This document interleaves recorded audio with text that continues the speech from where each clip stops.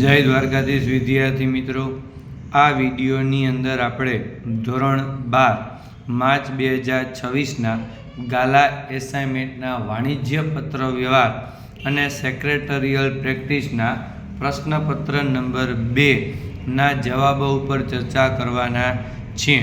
બીજું તમને કહી દઉં મિત્રો કે જો તમે હજુ અમારી ચેનલ સબસ્ક્રાઈબ ન કરી હોય તો સબસ્ક્રાઈબ કરો, વિડીયોને લાઈક કરો અને શેર કરો, જેથી તમે અમારા આવનારા વિડીયો પણ મેળવી શકો.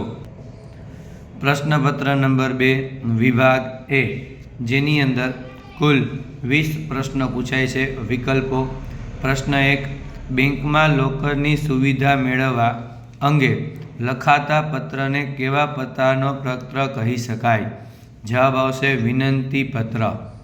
બીજું, ગામમાં પાકા રસ્તાની સેવા મેળવવા માટે સ્થાનિક સ્વરાજ્યની કઈ સંસ્થા સાથે પત્ર વ્યવહાર કરવો પડે છે? જવાબ આવશે ગ્રામ પંચાયત સાથે. ત્રીજું, નિયુક્તિના પત્રના અંતમાં શું પાઠવવામાં આવે છે? જવાબ આવશે શુભેચ્છા. ચોથું, જ્યારે વીમાધારક વીમો લે છે ત્યારે વીમા કંપની અને ધારક વચ્ચે શું બની જાય છે? જવાબ આવશે વીમા કરાર. પાંચમું, ECSનું પૂરું નામ? Electronic clearing services. છઠ્ઠું, નીચેના પૈકી કોને રજૂઆતની અભિવ્યક્તિની લાક્ષણિકતા પ્રમાણે પ્રેઝન્ટેશનનો પ્રકાર ગણી શકાય નહીં? જવાબ આવશે શ્રાવ્ય. સાતમું, ડિવિડન્ડ જાહેર થયા પછી વધુમાં વધુ કેટલા દિવસમાં તેની ચૂકવણી કરવામાં આવે છે? જવાબ આવશે 30 દિવસમાં. આઠમું, બહાર પાડેલ શેરની દાર્શનિક કિંમતના ઓછામાં ઓછી કેટલા ટકા રકમ અરજી સાથે મંગાવેલી હોવી જોઈએ? જવાબ આવશે 5%. નવમું, શેરધારક અસ્થિર મગજનો થાય ત્યારે અદાલત કોની નિમણૂક કરે છે? જવાબ આવશે વાલી અથવા તો ટ્રસ્ટી. 10મું, ભારતમાં કેટલી સંસ્થા ડિપોઝિટરી તરીકે કાર્ય કરે છે? જવાબ આવશે 2. 11, ડિબેન્ચરની વ્યાખ્યા કોણે આપી છે? ડિબેન્ચર કંપનીની સામાન્ય મોહરથી અંકિત થયેલો કંપનીના દેવાનો સ્વીકાર કરતો દસ્તાવેજ છે. આવું કોણ કહે છે? Sir Francis પામર. 12મું, કયા પ્રકારના ડિબેન્ચરને ઇક્વિટી શેરમાં રૂપાંતર કરવાની જોગવાઈ હોતી નથી? જવાબ આવશે NCD, નોન કન્વર્ટિબલ ડિબેન્ચર. 13, પેઢીના ભાગીદારો વ્યક્તિગત કે સંયુક્તપણે કંપનીનું સભ્યપદ ખાલી જગ્યા. તો જવાબ આવશે મેળવી શકે. 14મું, કંપનીના કયા દસ્તાવેજમાં સહી કરનાર શેર ખરીદતો ન હોવા છતાં કંપનીનો સભ્ય ગણાય? જવાબ આવશે આવેદનપત્રમાં. 15, સંચાલક મંડળની વર્ષમાં ઓછામાં ઓછી કેટલી સભા યોજવી જોઈએ? જવાબ આવશે 4. 16, મેનેજિંગ ડિરેક્ટરની નિમણૂક એક સાથે કેટલા વર્ષ માટે કરી શકાય છે? જવાબ આવશે 5 વર્ષ. 17, નીચેના પૈકી કાર્યસૂચિ અંગે સેક્રેટરીની ફરજોમાં શાનો સમાવેશ થતો નથી? જવાબ આવશે સભાની નોટિસનો નમૂનો તૈયાર કરવો. 18, સભ્યોને સભા અંગેની જાણકારી આપવા માટે કરવામાં આવતો પરિપત્રને શું કહે છે? જવાબ આવે નોટિસ. 19, જાહેર કંપનીમાં ઓછામાં ઓછી કેટલી સભ્ય સંખ્યા થાય તો કંપનીને ફડચામાં લઈ જઈ શકાય? જવાબ આવશે 7થી ઓછી. 20, ઓફિશિયલ લિક્વિડેટર પોતાનો મત કોને જણાવે છે?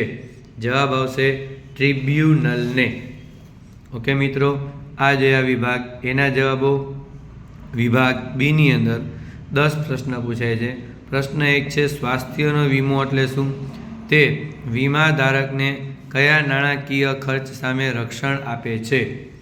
તો જવાબ આવશે વીમા પ્રીમિયમના બદલામાં વીમાધારકની કંપની માંદગીનો ખર્ચ ભરપાઈ કરી આપેલ હોય તો વીમા પોલિસીને સ્વાસ્થ્યનો વીમો કહેવાય. આ વીમો લેવાથી વીમાધારકને તેની પોતાની માંદગી માટે જરૂરી સારવાર, દવા, ઓપરેશન વગેરે માટે થતા ખર્ચા સામે રક્ષણ મળે છે. 22. ઈ સ્ટેમ્પિંગ અને ઈ ગવર્નન્સ એટલે શું? તો સરકારની બિનવૈધાનિક સ્ટેમ્પ ડ્યુટી ભરવા માટેની કમ્પ્યુટર આધારિત અને ખૂબ જ સુરક્ષિત પદ્ધતિને ઈ સ્ટેમ્પિંગ તરીકે ઓળખવામાં આવે છે. ઇલેક્ટ્રોનિક માધ્યમનો ઉપયોગ કરીને ઇન્ટરનેટની મદદથી સરકારી સેવાઓ અને તેને આનુષંગિક સેવાઓની માહિતી દેશના છેવાડ સુધી ખૂબ જ ઝડપથી ઓનલાઈન પૂરી પાડવાની પ્રક્રિયાને ઈ ગવર્નન્સ કહે છે. 23. રજૂઆત એટલે શું? તેનો મુખ્ય હેતુ કયો છે? તો જવાબ આવશે રજૂઆત એટલે કાર્ય કે યોજનાના સંદર્ભમાં પોતાનો મત, અભિગમ કે અભિપ્રાય સામી વ્યક્તિ કે જૂથ સમક્ષ યોગ્ય રીતે રજૂ કરી સમજાવવાની આવડત કે કળા. ટૂંકમાં હેતુના સંદર્ભમાં વ્યક્તિ કે જૂથને યોગ્ય માહિતી પૂરી પાડવા કે સમજાવી એટલે રજૂઆત. હવે માહિતગાર વ્યક્તિ દ્વારા લાગતી વળગતી વ્યક્તિને માહિતી પૂરી પાડવી એ રજૂઆતનો શું છે? મુખ્ય હેતુ છે. 24. કંપની વાર્ષિક ડિવિડન્ડ શેમાંથી ચૂકવે છે? આ ડિવિડન્ડ કોને ચૂકવવામાં આવે છે? તો કંપની વાર્ષિક ડિવિડન્ડ તેના વહેંચણીપાત્ર નફામાંથી ચૂકવે છે.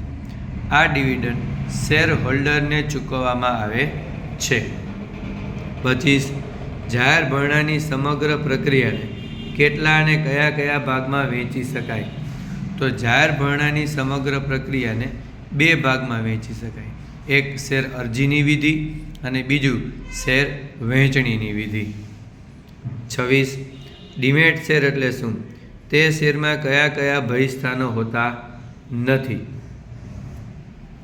તો મૂર્ત સ્વરૂપના ભૌતિક પ્રકારના શેરને ઇલેક્ટ્રોનિક સ્વરૂપમાં નિશ્ચિત પ્રક્રિયા અંતર્ગત રૂપાંતરિત કરવામાં આવે તો તેવા શેરને અમૂર્ત શેર અથવા તો ડીમેટ શેર કહે છે. 27. તરતો બોજ એટલે શું? તરતો બોજ ક્યારે સ્થિર બોજ બને છે? તો જ્યારે ચોક્કસ મિલકત કે મિલકતને બદલે જો કંપનીની તમામ મિલકત ઉપર બોજો ઊભો કર્યો હોય તેને તરતો બોજ કહેવાય. જ્યારે કંપની નિયત હપ્તા કે વ્યાજ ચૂકવવા પાત્ર કસૂર કરે ત્યારે તરતો બોજ સ્થિર બોજ બને છે. 28. સંચાલક તેમજ સંચાલક મંડળ કોને કહેવાય? તો સંચાલક એટલે એવી વ્યક્તિ જે કંપનીના સમગ્ર ધંધાનું સંચાલન, દોરવણી અને અંકુશ માટે વ્યાપક નીતિઓનું ઘડતર કરે છે.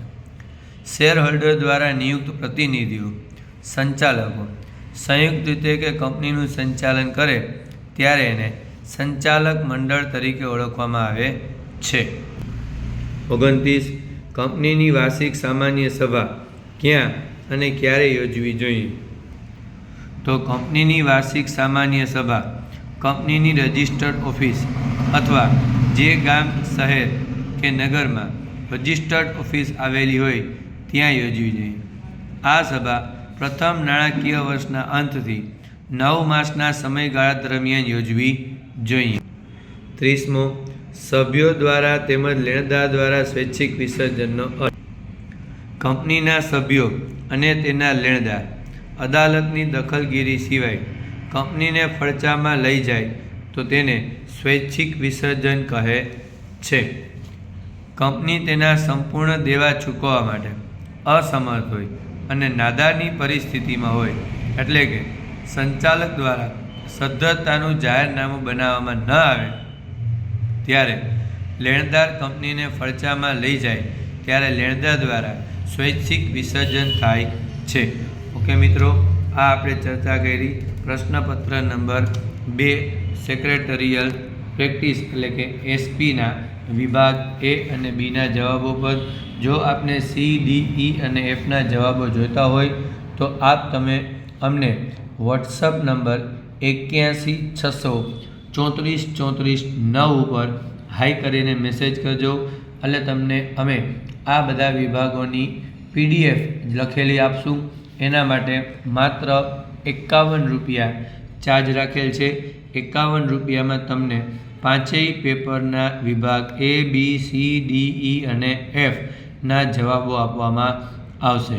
બીજું તમને કહી દઉં કે જો તમે હજુ અમારી ચેનલ સબસ્ક્રાઈબ ન કરી હોય તો સબસ્ક્રાઈબ કરો, વિડીયોને લાઈક કરો અને શેર કરો, જેથી તમે અમારા આવનારા વિડીયો પણ મેળવી શકો. જય દ્વારકાધીશ.